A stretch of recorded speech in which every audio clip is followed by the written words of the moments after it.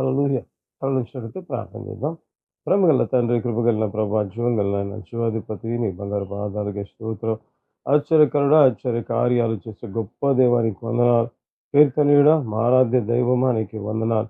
తండ్రి నీ ప్రేమకై, కృపకై వందనాలు చెల్లిస్తున్నాం. ఎప్పటిలాగా ఈ దినం కూడా మీరు మాతో మాట్లాడాలి. మహిమ కలిగిన నీ కార్యాలు మా మధ్య అయ్యా జరిగించి మహిమ ఘనత ప్రభావాలు కేవలం మీరు మాత్రమే పొందమని ప్రతి బిడకు వినగల చెవి, గ్రహించగల మనస్సును నీ ఉచిత కృప ద్వారా దయచేసి మహిమ ఘనత ప్రభావాలు కేవలం మీరు మాత్రమే పొందమని ఎప్పటిలాగా మీరే బిడ్డలతో మాట్లాడి మహిమ పొందమని యేసు నామమందు అడిగి ప్రార్థిస్తున్నాము తండ్రి. ఆమేన్, ఆమేన్, ఆమేన్. హల్లెలూయా! అనేక సార్లు ప్రేమిన వాళ్ళరా, ఒకవేళ కొద్ది దినాల కిందట మరి ఇదే యూట్యూబ్ ఛానల్‌లో వాక్యం గురించి చెప్పాం. పాపము ఒక వ్యక్తి జీవితాన్ని అంత భయంకరంగా పతనావస్థకు తీసుకొస్తది అని దావీదు జీవితాన్ని గురించి మనం వాక్యంలో ధ్యానించాం. దావీదు ఎటువంటి వ్యక్తి అంటే దేశమంతా కూడా భయపడుతూ ఉంటే కూడా గొల్యాతును చూసి గొల్యాతును చూసి భయపడలేదు ప్రేమివాళ్ళ. అంటే ఎంత ధైర్యవంతుడు చిన్న తరములోనే నిజముగా బాలుడైన నిజంగా దావీదు అంత ధైర్యం కలిగి ఉన్నాడు ప్రేమైన వాళ్ళ రాజు. నిజంగా సౌలు రాజు గురించి ఏమని ఉంటుంది, ఆ ప్రాంతంలో ఇశ్రాయేలు అందరికంటే హైట్ ఉన్న వ్యక్తిగా మనం చూడడం ప్రారంభిస్తాం. అటువంటి వ్యక్తి కూడా ఇశ్రాయేలు ప్రజలందరూ కూడా మిక్కిలి భయపడితే దావీదు భయపడలేదు. ఆ తర్వాత పాపం చేసిన తర్వాత దావీదు ఏ రీతిగా భయపడ్డాడు అనేది మనం గత కొద్ది దినాల కిందట వాక్యం ధ్యానించాం ప్రేమైన వల్ల. ఈ వాక్యం విన్నప్పుడు మనలో ఒక తలంపు ఏమని అంటే, దావీదు వ్యభిచారమును పాపం చేశాడు కాబట్టి ఆ స్థితి కలిగింది. కాబట్టి నేను అటువంటి పాపం ఏమీ చేయలేదు కాబట్టి నాకు ఆ స్థితి రాదు అనే ఒక తలంపు మనలో కలగడం ప్రారంభిస్తా ఉంటది. చాలామంది ఈ రీతిగా అనుకుంటూ ఉంటారు. ఇదంటే అయ్యా వ్యభిచారం చేశాడు, లేకపోతే పాపము చేశాడు. వ్యభిచారం అనే పాపము. తద్వారా, తద్వారా నిజముగా అతని జీవితంలో సమస్య కలిగి ఉన్నాడు. ఆ పారిపోయే స్థితి, లేకపోతే భయపడే స్థితి కలిగింది. నేను అటువంటి పెద్ద పెద్ద పాపాలు నేనేం చేయడం లేదు అనే తలంపు మన జీవితంలో కలుగుతది. ఇంకా చాలామంది ఏమనుకుంటూ ఉంటారంటే ప్రేమైన వాళ్ళరా, నేను దొంగతనం చేయలేదు, వ్యభిచరించలేదు, నరహత్య కూడా చేయలేదు. కాబట్టి నా నేను సేఫ్ జోన్‌లో ఉన్నానులే అన్న తలంపు అనేక మంది జీవితాల్లో కలుగుతూ ఉంటది ప్రేమైన వాళ్ళరా. అయితే నిజంగా బైబిల్‌లో రాయబడి ఉంటది ఏమని అంటే, యోహాను సువార్తలో రాయబడి యోహాను మొదటి పత్రికలో రాయబడి ఉంటది కదా! ఏమని అంటే, ఆజ్ఞ అతిక్రమమే పాపము ప్రేమిన. చాలా సార్లు మనం ఏ రీతిగా ఉంటామంటే, దేవుడు ఏదైనా మనకు చెబితే, మనం అది చేయకుండా ఎస్కేప్ అవుతూ ఉంటాం ప్రేమిన వాళ్ళ. అది మన దృష్టిలో ఏ రీతిగా ఉంటది అంటే, నేను ఏం పెద్ద పాపం చేయలేదులే అన్న పరిస్థితి గుండా సాతాను ఒకవేళ మనల్ని మభ్యపెట్టి ఆ రీతిగా తీసుకెళ్తూ ఉంటది. అయితే ఈరోజు ప్రభువు అటువంటి దాని వల్ల జరిగే ఆ ఒక్క మాట, దేవుని మాట వినకపోవటం వల్ల జరిగే నష్టం ఏ రీతిగా ఉంటదో దేవుడు మనకు బయలుపరచాలని ఆశపడుతున్నాడు. హల్లెలూయా! చూద్దాం ఈ దినం. అంటే అది పెద్ద పాపం కాదులేండి, దానివల్ల పెద్ద నష్టం కలగదులేండి అనే తలంపు మనలో ఉంటుండగా ప్రభు మనతో మాట్లాడాలని ఆశపడుతున్నాడు ప్రేమైన వాళ్ళరా. చూద్దాం మార్కు సువార్త 14వ అధ్యాయము 37వ వచనం నుంచి 40 వరకు ఉంటున్న దేవుని వాక్యాన్ని మనం చూద్దాం ప్రేమల వల్ల. మార్కు సువార్త 14వ అధ్యాయము 37 నుంచి 40 వరకు ఉంటున్న దేవుని వాక్యాన్ని చూద్దాం. మరలా ఆయన వచ్చి వారు నిద్రించుట చూచి, సీమోను నీవు నిద్రించుచున్నావా? ఒక్క గడియను మేలుకొని ఉండలేదా? మీరు శోధనలో ప్రవేశించకుండానట్లు మెలకువగా నుండి ప్రార్థన చేయుడి.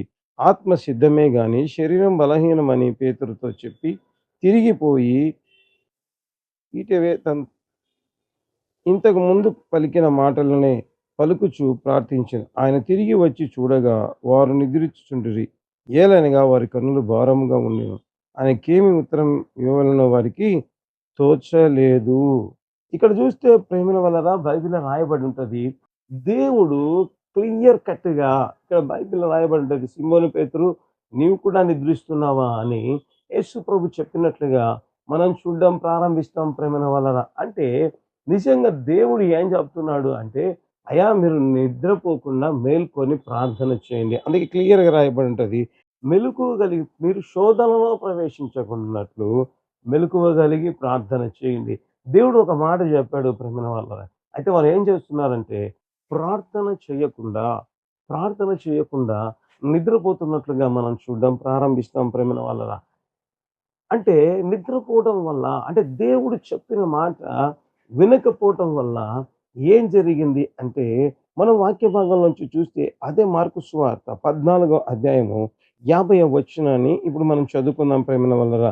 వారు ప్రార్థన చేయకుండా నిద్రపోవటం వల్ల జరిగిన అంటే దేవుని మాట వినకుండా ఉండడం వల్ల జరిగిన నష్టం ఏంటి అంటే, అప్పుడు వారందరూ ఆయనను విడిచి పారిపోయిరి అన్న మాట ఇక్కడ కనబడడం ప్రారంభిస్తది ప్రేమైన వాళ్ళరా. అంటే ఎప్పుడైతే వారు ప్రార్థన చేయకుండా ఉంటున్నారో, దాని ద్వారా జరిగినది ఏది అంటే, వారందరూ ఆయనను విడిచి పారిపోయినట్లుగా మనం చూడడం ప్రారంభిస్తాం ప్రేమైన వాళ్ళరా. అంటే ఎంతటి భయంకరమైన పరిస్థితి. యేసు ప్రభుతో మరి యేసుప్రభు అడిగినప్పుడు, "అయ్యా! మీరు కూడా నన్ను విడిచిపెట్టి వెళ్ళాలా అనుకుంటున్నారా?" అని అంటే దేవుడు మరి పేతురు అంటాడు గదా!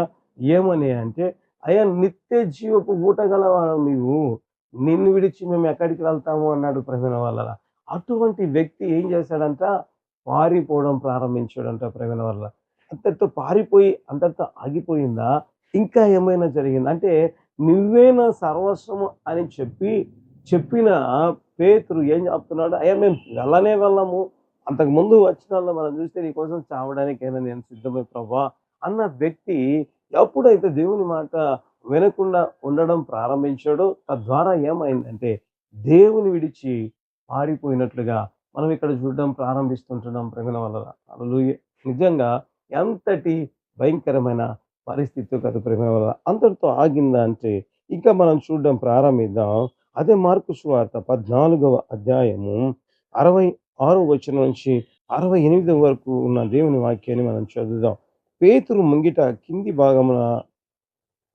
కింది భాగంలో ఉండగా ప్రధాన యాజకుని పనికత్తెలలో ఒకతి వచ్చి పేతురు చలి కాచుకొనుట చూచెను. ఆమె నిదానించి చూచి, "నీవు నజరేయుడగు యేసుతో కూడా ఉండిన వాడవు కావా?" అనెను. అందుకతడు, ఆయన ఎవడో నేనెరుగను. నీవు చెప్పినది నాకు బోధపడలేదని చెప్పి నడవలోనికి లోనికి వెళ్ళెను. అంతటా కోడి కూసెను. ఇక్కడ చూస్తే ప్రేమైన వాళ్ళ మొదటిగా యేసు ప్రభుని విడిచిపెట్టి పారిపోయినట్లుగా వారందరూను ఆయన విడిచి ఏం చేశారంట? పారిపోయిరి అన్న మాట చూస్తాం. ఇక్కడ చూస్తే యేసు ప్రభుతో కూడా నువ్వు ఉన్నవాడవా అంటే పేతురు ఏం చేస్తున్నాడు? అక్కడి నుంచి పాసానై వెళ్ళిపోయినట్లుగా మనం చూడడం ప్రారంభిస్తుంటున్నాం ప్రేమైన వాళ్ళ. అంటే దేవుని మాట ఒక్క మాట వినకుండా ఉండటం వల్ల, అది చేసే పాపం వల్ల వచ్చే పరిస్థితి ఏ రీతిగా ఉంది అంటే, నిజంగా దేవుని విడిచిపెట్టి వెళ్ళిపోయే పరిస్థితి ప్రేమైన వాళ్ళరా. ఇంకా చూస్తే పారిపోతున్నాడు. ఎవరు? ఒక పనికత్తె ప్రశ్నిస్తే ప్రేమైన వాళ్ళరా, ఎవరిని? అపోస్తలులుగా పిలువబడి దేవుని చేత ఏర్పరచబడిన వ్యక్తి ఒక్క పనికత్తెను చూసి, ఇంకా సువార్తలో చూస్తే ఒక చిన్నది అని రాయబడి ఉంటది ప్రేమలో. అంటే నాకనిపిస్తది ఒక వ్యక్తి పనికత్తె చెబితే కూడా నిలబడే ధైర్యం లేకుండా పోయింది ప్రేమలో. కారణం ఆ రోజు దేవుడు చెప్పిన మాట అతడు వినకపోవడం ప్రేమైన వాళ్ళరా. దాని ద్వారా ఏమైంది? పారిపోయాడు. ఇప్పుడు చిన్నది ప్రశ్నిస్తుంటే కూడా వెళ్ళిపోతున్నట్లుగా మనం చూడడం ప్రారంభిస్తాం ప్రేమైన వాళ్ళ. అంతేనా? ఇంకా చూడడం ప్రారంభిద్దాం. అదే మార్కు సువార్త 14వ అధ్యాయము 69-72 వరకు ఉంటున్న దేవుని వాక్యాన్ని మనం చూద్దాం ప్రేమైన వల్ల. ఆయన పనికెత్తెల అతన్ని చూచి వీడు వారిలో ఒకడని దగ్గర నిలిచిన వారితో మరలా చెప్పసాగాను. అప్పుడు మరలా నేను కానను. కొంతసేపైన తరువాత దగ్గర నిలిచిన వారందరూ మరలా పేతురును చూచి, నిజముగా నీవు వారిలో ఒకడు, నీవు గలిలయుడవు కదా అనిరి. అందుకతడు, నీవు చెప్పుచున్న మనిషిని నేనెరుగనని చెప్పి శపించుకొనుటకు ఒట్టు పెట్టుకొనుటకు మొదలుపెట్టెను. వెంటనే 2 మార్లు కోడి కూసెను గనుక, కోడి 2 మార్లు కొయ్యక మునుపు నీవు నన్నెరుగవని ముమ్మారు చెప్పెదవని యేసు తనతో చెప్పిన మాట పేతురు జ్ఞాపకము తెచ్చుకొని తలపోసుకొనుచు ఏడ్చెను. ఇక్కడ చూస్తే ప్రేమైన వాళ్ళారా, ఎప్పుడైతే మరొకసారి నిజంగా అడుగుతుంటే పారిపోతున్నాడు. ఇంకా చెప్పాలి అంటే ఆయనెవరో నేను ఎరుగనని ఒట్టు పెట్టుకొనుటకును, శపించుటకును మొదలుపెట్టాడంట ప్రేమ. అంటే ఒక మాట వినకపోతే ఒక అపోస్తలుని పరిస్థితి అంత దారుణంగా మారిందో ఇక్కడ మనం చూడడం ప్రారంభిస్తాం ప్రేమన వలన. నిజంగా దేవుడు ఏమన్నాడు? మీరు శోధనలో ప్రవేశించకుండాన్నట్టు మెలకువ కలిగి ప్రార్థన చేయండి. మరి ప్రార్థన చేయండి అంటున్నా గాని, ఎప్పుడైతే అప్పుడు ఆ మాటను పక్కన పెట్టడం ప్రారంభించారో, యేసుప్రభు దగ్గర ఉన్న వ్యక్తి యేసుప్రభుకు దూరంగా వెళ్ళిపోయాడు. ఆ తరువాత ప్రజలు చెప్తుంటే ఎట్లా ఉంది అంటే, దూరం పెరుగుతూనే ఉంది. ఇప్పుడు పారిపోయాడు. కనీసం ప్రజలు అడుగుతూ ఉంటే కూడా నేను దేవుని వెంబడించిన వ్యక్తినని చెప్పుకోలేని ఒక భయంకరమైన పరిస్థితిలోకి నిజంగా పేతురే పశ్చాత్తాపపడి ఏడ్చాడంట అతను. అయ్యా! ఎందుకు నాకు ఈ పరిస్థితి? ఎందుకింత దారుణమైన పరిస్థితి? శిష్యులలో ప్రధానంగా ఉన్నవాడినే అయ్యా! అటువంటి వ్యక్తి ఎంత భయంకరమైన పరిస్థితిలోకి వెళ్ళాడో మనం వాక్యంలో చూడడం ప్రారంభిస్తాం ప్రేమైన వాళ్ళు. ఈ మాటలు చెప్తుండగా వెంటనే మనకొక తలంపు రావచ్చు. ఏమనంటే గెత్సేమనే తోటలో దేవుడు ఆ రాత్రి గదా! ప్రార్థన చేయమన్నాడు. కాబట్టి, కాబట్టి నిజంగా ఒకవేళ పేతురు ఆ రోజు మేల్కోలేకపోయాడేమో. ఎందుకంటే అనేక సార్లు దేవుడు ఏదైనా చెబితే మనం దానికి ఆల్టర్‌నేటివ్‌గా కాజెస్ ఎతుక్కుంటూ ఉంటాం ప్రియమైన వాళ్ళారా. అదే రీతిగా ఒకవేళ ఈ రీతిగా ఉంది కాబట్టి ఒకవేళ పేతురు ప్రార్థన చేయలేకపోయినాడు అంటే మీకు రండి బైబిల్‌లో కొన్ని వాక్య భాగాలను నేను మీకు చూపించాలని ఆశపడుతున్నాను. లూకా సువార్త 5వ అధ్యాయము 5వ వచనాన్ని మనం చూద్దాం ప్రేమలో వలన. లూకా సువార్త 5వ అధ్యాయము 5వ వచనం. సీమోను ఏలినవాడా రాత్రంతయు మేము ప్రయాసపడితిమి కానీ మాకేమీ దొరకలేదు. ఆయనను నీ మాట చొప్పున వలలు వేతుమని ఆయనతో చెప్పెను. పేతురు ఏం చెప్తున్నాడు ఇక్కడ? రాత్రంతా ప్రయాసపడ్డాడంట. ఎందుకు నేను ఈ మాట చదివానంటే రాత్రి ఊరికే ఉండడంలా ప్రయాసపడుతున్నాడంట. ఎంతగా ప్రయాసపడుతున్నాడంటే కష్టపడుతున్నాడంట ప్రేమన. అంటే పేతురు దేవుడు పిలవక ముందు జాలరీ ప్రేమన వలన అతడు చేసే పనే నైట్ టైమ్. రాత్రంతా కూడా కేవలం మామూలుగా లేడు. మేల్కొని లేడు. ప్రయాసపడుతున్నాడంట. అంటే ఎంత కష్టంగా ఉంటది చూడండి. మరి ఆ రీతిగా ఉన్న వ్యక్తికి దేవుడు మేల్కొని ప్రార్థన చేయమంటే చేయలేకపోయాడు ప్రేమైన వాళ్ళ. ఈ మాట చెప్తున్నప్పుడు మనకి ఇంకొక మాట గుర్తొస్తది. ఒకవేళ ఏమైనా, ఒకవేళ ఏమైనా పేతురు గారు ఒకవేళ 3.5 సంవత్సరం యేసు ప్రభువుని వెంబడించాడు కదా! కాబట్టి అలవాటు తప్పోయిందేమోలెండి అనే మాట కూడా మన మనస్సులో మెదలాడొచ్చు ప్రేమైన వాళ్ళ. కాబట్టి ఇప్పుడు ఆ మాటకు కూడా నేను మీకు సమాధానం చూపించాలని ఆశపడుతున్నాను. యోహాను సువార్త 21వ అధ్యాయము 3, 4 వచనాలు చదువుకుందాం. యోహాను సువార్త 21వ అధ్యాయం 3, 4 వచనాలు ప్రేమైన వాళ్ళరా. సీమోను పేతురు నేను చేపలు పట్టబోదునని వారితో అనగా వారు మేమును నీతో కూడా వచ్చుదమనిరి. వారు వెళ్ళి దోణి ఎక్కిరి గాని ఆ రాత్రి ఏమీయూ పట్టలేదు. సూర్యోదయం అవుచుండగా యేసు ధరిని నిలిచెను. అయితే ఆయన యేసు అని వారు గురుతు పట్టలేదు. ఇక్కడ చూస్తే ప్రేమల వాళ్ళరా 3.5 సంవత్సరం అయింది కాబట్టి అది మరిచిపోయాడేమో నైట్ టైమ్ మేల్కోవడం. కాబట్టి 3.5 సంవత్సరం యేసు ప్రభుతో ఉన్నాడు కాబట్టి ఒకవేళ నిద్రకు అలవాటు పడ్డాడేమో అంటే, ఇక్కడ జూస్తే యేసు ప్రభు చనిపోయిన తర్వాత చేపలు పడదాం రండి అంటే, మిగతా వాళ్ళు గూడా వచ్చారు ప్రేమల వాళ్ళ. ఆ రాత్రి, ఆ రాత్రి మరేమీ పట్టలేదు. ఇంకా రాయబడి ఉంటది సూర్యోదయం అవుచుండగా. అంటే రాత్రి ఏదో ఒక 5, 10 నిమిషాలు కాదు. వారు ఆ రాత్రి అంతా ఏం చేశారు? కష్టపడడం ప్రారంభించారు ప్రేమల వాళ్ళు. ఇంకా ఒకవేళ కింది వచనాలు చదివితే, పేతురు ఏ రీతిగా ఉన్నాడు అంటే, నిజముగా యేసు ప్రభుని ప్రేమించిన శిష్యుడు ఆ విస్తారమైన చేపలు పడితే ఆయన ప్రభు సుమి అని చెప్తుండగా బైబిల్‌లో రాయబడి ఉంటది. పేతురు వస్త్రహీనుడై ఉన్నందున తన పై బట్ట నీళ్ళలో వేసి ఈదుకుంటూ బయటకొచ్చాడంట. అంటే పేతురు ఏ రీతిగా ఉన్నాడు అంటే, లోపల ఒకవేళ నాకనిపిస్తది దిగి అన్నీ చెక్ జేస్తున్నాడేమో! వస్త్రహీనుడై ఉన్నాడు. అంటే ఎంత యాక్టివ్‌గా ఉన్నాడని ప్రియమైన వాళ్ళు.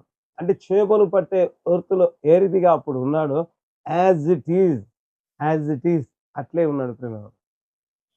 అంటే నేనెందుకు చెప్తున్నానంటే, దేవుడు చెప్పిన మాట వినకపోవటం వల్ల ఎంత భయంకరమైన పరిస్థితి. యేసు ప్రభువును నిజముగా వెంబడించిన వారు జీవితంలోనే నిజంగా ప్రియమైన యేసు ప్రభువే తెలియదు అన్న ఒక భయంకరమైన పరిస్థితిలోకి వారు వెళ్ళినట్లుగా మనం చూడడం ప్రారంభిస్తాం ప్రేమైన వలన. అందుకే అనేక సార్లు దేవుడు చెప్పిన మాట వినకపోతే ఏమవుతుందిలే అన్న మరి భావంలోకి మనం వెళ్తూ ఉంటాం ప్రేమైన వల్ల. నిజంగా జరిగిన ఒక సంఘటనను నేను మీతో పంచుకోవాలని ఆశపడుతున్నాను. అంటే దేవుని మాట వినకపోతే ఏ రీతిగా ఉంటది అన్నది మీకు మరికొంచెం లోతుగా అర్థమవునట్లుగా ఈ జరిగిన సంభవాన్ని నేను చెప్పాలని ఆశపడుతున్నాను. చాలా సంవత్సరాల కిందట నిజంగా ప్రేమైన వారలారా ఇప్పుడు ఆయన గొప్ప దైవ సేవకుడుగా ఉంటున్నాడు. ప్రపంచ వ్యాప్తముగా దేవుని చేత బలముగా వాడబడుతున్నాడు. ఆ దైవ సేవకుని ప్రారంభ దినాలలోని అనుభవాన్ని నిజంగా ఆ సేవకుడు చెప్తుండగా నేను విన్నాను ప్రేమైన వాళ్ళరా. ఏమని అంటే, ఆ దైవ సేవకుడు యవ్వనవస్థలో లేకుంటే యవ్వన వయసులో ఉంటున్నప్పుడు వారి ప్రాంతంలో ఒక బహిరంగ సభ ఏర్పాటు చేశాడంట ప్రేమైన వాళ్ళరా. ఏర్పాటు చేసి ఒక గొప్ప దైవ సేవకుని ఆ ప్రాంతానికి ఆహ్వానించాడు. వారి ప్రాంతానికి ఆహ్వానించి ఆ మీటింగ్ మొత్తం పనులన్నీ కూడా ఈ సేవకుడు, అప్పుడు సేవకుడు కాదు, యవనస్తుడుగా ఉంటున్నాడు. యవనస్తుడుగా ఉంటున్నాడు కాబట్టి కన్వీనర్‌గా ఉంటూ ఈ మీటింగ్ పనులన్నీ చూసుకుంటున్నారంట ప్రియులారా. అప్పటికే దేవుని ఆత్మచేత నింపబడి, అభిషేకించబడి బలంగా ఉంటున్నాడు ఆ వ్యక్తి, ఆ సేవకుడు. సో, పిలిపించిన తర్వాత మొత్తం మీటింగ్స్ ఏర్పాట్లు చేస్తుండగా ఆ మీటింగ్స్‌కి ఆహ్వానించబడిన ఆ గొప్ప దైవ సేవకుడు వచ్చాడంట ప్రేమిలారా. వచ్చి మాట్లాడుతూ ఈ వ్యక్తితో అన్నాడంట, "అన్ని పనులు బాగా జరుగుతున్నాయా?" అంటే ఈ వ్యక్తి అన్నాడంట, "అయ్యగారు చాలా చక్కగా అన్ని పనులు జరుగుతున్నాయి" అని చెప్పడం ప్రారంభించాడంట ప్రేమైన వాళ్ళరా. ఓకే. బాగా ఉంది అని చెప్తుంటుండగా, ఆ గొప్ప దైవ సేవకుడు ఏమన్నాడంట అంటే, "అయ్యా! నీవు నాకు ట్రాన్స్‌లేటర్‌గా ఉండాలి" అన్నాడంట ప్రేమైన వాళ్ళు. వెంటనే ఇప్పుడు ఈ గొప్ప దైవ సేవకుడిగా ఉన్న వ్యక్తి అప్పుడు యవనస్తుడిగా ఉన్నాడు కదా! ఆయన అన్నాడంట, "అదేంటి ద అయ్యగారు మీరు ట్రాన్స్‌లేటర్ నేను ఆల్రెడీ అరేంజ్ చేశాను. మీకు ఆ విషయంలో ఏమి ఇబ్బందికరంగా ఏమి కలగదు. ద బెస్ట్ ట్రాన్స్‌లేటర్‌ని అంటే తర్జుమా చేసే వ్యక్తిని నేను ఏర్పాటు చేశాను. ఇక మీకు నా నేను చేయాల్సిన అవసరం లేదు" అన్నాడంట. "కాదు, కాదు నువ్వే చేయాలి" అంటే ఈ వ్యక్తి అన్నాడంట, "కాదులెండి నేను నేను చెయ్యనని చెప్పేసి వెళ్ళిపోయాడంట ప్రేమైన వాళ్ళు. వెళ్ళిపోయిన తర్వాత వెళ్ళిపోయి తన గదిలో ఉంటూ ప్రార్థన చేసుకుంటున్నాడంట మీటింగ్స్ కోసం. తర్వాత మామూలుగా ప్రార్థన చేసుకుంటుంటారు కదా! ఆ రీతిగా ప్రార్థన చేసుకుంటుండగా దేవుడు అకస్మాత్తుగా ఆయన నేత్రాలు తెరవడం ప్రారంభించాడంట. అంటే ఒక దర్శనం సేవకుడు చూడడం ప్రారంభించాడు. ఇప్పుడు దైవ సేవకుడుగా అప్పుడు కన్వీనర్‌గా ఉంటున్న వ్యక్తి ప్రేమినవాడు. చూస్తుంటుండగా యేసు ప్రభు నిజంగా 3 మేకుల మీద సిలువలో వేలాడే దర్శనం కనబడుతా ఉందంట. చూస్తున్నాడంట ఆ రీతిగా దర్శనాన్ని.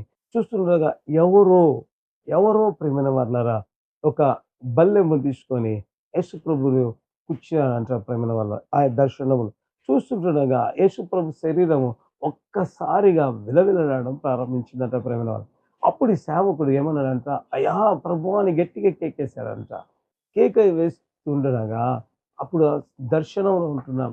మరి యేసు ప్రభు కనపడ్డాడు గదా! శిలువ దర్శనము. ఆ దర్శనంలో ఉంటే దేవుడు చెప్పాడంట, "అయ్యా! ఎందుకు ఈ బాధ" అని ఈ సేవకుడంటే దేవుడన్నాడంట, "నీవు మాట వినకపోవటం వల్ల. నీవు ట్రాన్స్‌లేషన్ చేయమని నేను చెబితే నువ్వు చేయనన్నావు గదా! దానికోసమే ఈ దెబ్బ" అన్నాడంట ప్రియమైన. అప్పుడు ఆ సేవకుడు, "దేవా నన్ను క్షమించు" అని చెప్పి మరి వెళ్ళి ఆ దైవసేవకునితో చెప్పాడంట, "అయ్యగారు నేనే ట్రాన్స్‌లేట్ చేస్తాను" అని. ఎందుకు నేను ఈ సందర్భాన్ని చెప్తున్నానంటే, మనం వినకుండా ఉండటం వల్ల యేసుప్రభు నిజంగా ఎంతగా గాయపరచబడతాడు. నిజంగా ఈ మాట చెప్పారు బాగానే ఉంది. ఒకవేళ నిజంగా బైబిల్ ఆధారం ఉంటదా? ఎందుకంటే ప్రేమైన వారలారా ఏది కూడా మనకు ప్రామాణికము ఏది అంటే పరిశుద్ధ బైబిల్ గ్రంథమే. దేవుడిచ్చిన ప్రామాణిక గ్రంథం. మరి ఈ దర్శనం చెప్పారు బాగానే ఉంది బ్రదర్. బైబిల్‌లో అటువంటి సందర్భం ఉంటదా? అంటే నేను మీకు బైబిల్‌లోంచి కూడా చూపించాలని ఆశపడుతున్నాను ప్రియమైన వాళ్ళరా. ఆదికాండము రెండో అధ్యాయము 17వ వచనాన్ని మనం చూద్దాం ప్రియమైన వాళ్ళ. ఆదికాండము రెండో అధ్యాయము 17వ వచనాన్ని చదువుకుందాం. అయితే మంచి చెడ్డలు తెలియనిచ్చు ఫలమును తినకూడదు. నీవు వాటి తిను దినమున నిశ్చయముగా చచ్చెదవని నరునికి ఆజ్ఞాపించెను. ఇక్కడ చూస్తే దేవుడు చెప్పాడు. ఇదందరికీ మనకు తెలిసిన సుపరిచితమైన భాగమే. ఎప్పుడైతే ఆదాము అవ్వను కలగజేశాడో దేవుడు ఏం చేశాడంటే, మీరు ఆ మంచి చెడ్డలు ఫలమిచ్చు తెలివినిచ్చు చెట్టును మీరు తినవద్దు అని చెప్పాడు ప్రేమైన వాళ్ళని. ఆ తర్వాత ఏం జరిగింది అంటే, మనం చూడడం ప్రారంభిస్తాం. దేవుడి మాట వాళ్ళు విన్నారా? లేక వినకపోయారా అంటే, మనం చూద్దాం ఆదికాండం మూడో అధ్యాయం 6వ వచనంలో చదువుకుందాం ప్రేమనురా. "స్త్రీ ఆ వృక్షము ఆహారమునకు మంచిదియును, కన్నులకు అందమైనదియు, వివేకమిచ్చు రమ్యమైనది ఉండుట చూచినప్పుడు ఆమె దాని ఫలములు కొన్ని తీసుకొని తిని తనతో పాటు తన భర్తకిచ్చెను. అతడు కూడా తినెను. ఇక్కడ చూస్తే ఎప్పుడైతే ఆదాము దేవునికి వ్యతిరేకంగా పాపం చేయడం ప్రారంభించాడు ప్రేమైన వాళ్ళ. పాపం చేయడం ప్రారంభించాడు ప్రేమైన వాళ్ళ. పాపం చేయడం వల్ల ఎంత దౌర్భాగ్య స్థితికి వెళ్ళాడు అంటే, మనం బైబిల్ గ్రంథంలో చూస్తే అదే మరి ఎంత పరిస్థితి వెళ్ళిందో చూద్దాం. ఆదికాండం 3వ అధ్యాయం 8వ వచనం చూస్తే, ఆ పాపం చేయడం వల్ల ఆదాము అతని భార్యయు తోటలో సంచరించుచుండా దేవుడైన యెహోవా స్వరం విని, దేవుడైన యెహోవా వద్దకు రాకుండా తోట చెట్ల మధ్యన దాగుకొనగా. ఇక్కడ వీళ్ళు కూడా ఏం చేస్తున్నారు? దాక్కుంటున్నారంట ప్రియులారా. పాపం ఏం చేస్తది? పారిపోయేట్టుగా చేయడం ప్రారంభిస్తుంది. పారిపోయేటట్టుగా చేయడం ప్రారంభిస్తుంది. ఎక్కడి నుంచి? దేవుని దగ్గర నుంచి. నిజంగా మనం అనుకుంటాం, ఓకే పారిపోయాడు. ఎంత దౌర్భాగ్య స్థితి చెప్పమంటారా ప్రేమైన వాళ్ళారా? ఆదాము 930 సంవత్సరాలు బతికితే, 930 సంవత్సరాల్లో ఎప్పుడు దేవుని దగ్గరికి రాలేకపోయాడు. ఎప్పుడు దేవుని దగ్గరికి రాలేకపోయాడు ప్రేమైన వాళ్ళారా. ఇంకా మీకు దర్శనం గురించి చెప్పాను గదా! బైబిలే ప్రామాణికమని. నేనది మర్చిపోలేదు ప్రేమైన వాళ్ళారా. ఈ ఆదాము చేసిన పాపం, దేవుడు చెప్పిన మాట వినకుండా చేస్తే, ఆ పాపాన్ని లేకపోతే తిరిగి దేవునితో మనిషిని కలపడానికి సాక్షాత్తు యేసుప్రభు ఈ లోకానికొచ్చి కలువరి శిలువలో ప్రాణాన్ని బలి చేయాల్సొచ్చింది. అంటే ఇవన్నీ ఎందుకు చెప్తున్నారంటే, ఒక్క మాటే కదా! ఈ మాట వినకపోతే, దేవుని మాట వినకపోతే ఏమవుతుంది? నేను వ్యభిచారం చేయలేదు, దొంగతనం చేయలేదు, లేకపోతే నరహత్య చేయలేదు. ఒక్క మాట వినకపోతే, ఆ మాట వినకపోవడం వల్లే వచ్చిన శిక్ష యేసుప్రభు తన మీద భరించి కలువరి శిలువలో రక్తం కార్చాడు ప్రేమ. దర్శనంలో కనబడినది కేవలం ఏదో యాదృచ్ఛికంగా సేవకుడు చెప్పాడు కాదు ప్రేమ. బైబిల్‌లోనే ఉంది. ఆదాము మాట వినకపోతే ఆ సంబంధాన్ని, కట్టయిన సంబంధాన్ని తిరిగి కలపటానికి యేసుప్రభు నరావతారిగా వచ్చి ప్రాణమే బలి చేయాల్సి వచ్చింది. ఎందుకు? పాపము పారిపోయేట్టుగా చేస్తే తిరిగి తన బిడ్డలు తన దగ్గరికి రావడానికి దేవుడు తన ప్రాణాన్ని ఇవ్వడం ప్రారంభించాడు. సో అనేక సార్లు మనం జీవితాలలో పాపము చేసి పారిపోయేవారిగా, దేవుని కృపకు, దేవుని ప్రేమకు, వాత్సల్యతకు దూరంగా పారిపోతుండగా దేవుడు మరొకసారి మాట్లాడుతాడు. తప్పిదము చేసి పారిపోయే వ్యక్తిగా కాక దేవుని హత్తుకొని ఉండాలని దేవుడు కోరుకుంటుండగా, ఈ పాపానికి మనం దూరంగా ఉన్నాం. దేవుని ప్రేమలో బలపడ్డం ప్రారంభం. తలలు వంచి ప్రార్థన చేస్తాం. ప్రేమ గల తండ్రి, కృప కలిగిన ప్రభు, జీవం కలిగిన ఆయన, జీవాధిపతి, బంగారు పాదాలకి స్తోత్రం. ఆశ్చర్యకరుడు, ఆశ్చర్య కార్యాలు చేసే గొప్ప దేవానికి వందనాలు. కీర్తనీయుడ, ఆరాధ్య దైవం మీరే నాయన. అయా ప్రకటించిన వాక్యాన్ని మీరే నీరు కట్టి ఫలించి ఒక్కొక్క బిడ్డ జీవితంలో దేవుని కార్యాలు జరిగాయి.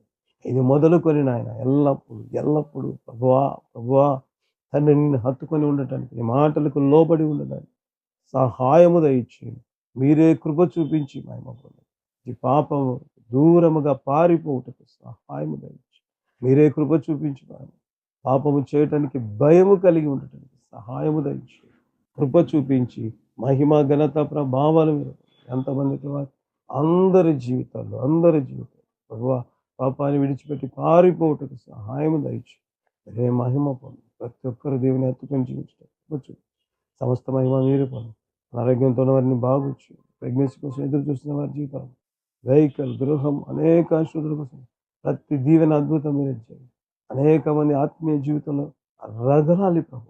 పరిశుద్ధాత్మ దేవాన్ని మండింపచేయమని మగంత ప్రభావాన్ని కార్యక్రమం సహకరిస్తున్న ప్రతి బిడ్డను షేర్ చేయడం, ప్రార్థన చేయడం, ప్రతి ఒక్కరిని దీవించేసి మీరే ఉండి గొప్ప అద్భుతాలు చేసిన ప్రతి బిడ్డను అనుకుంటాం. కుటుంబంలో ప్రతి మేలు వారి కుటుంబ సభ్యులందరినీ దీవించారు. ట్రాన్స్ఫర్ కోసం ఎదురు చూసిన బిడ్డల జీవితంలో ట్రాన్స్ఫర్ సేవ విస్తరించి కృప చూపించు సమస్తమైన నీకే చూపించు. యేసు నామమున అడుగుతున్నాము తండ్రి, ఆమేన్.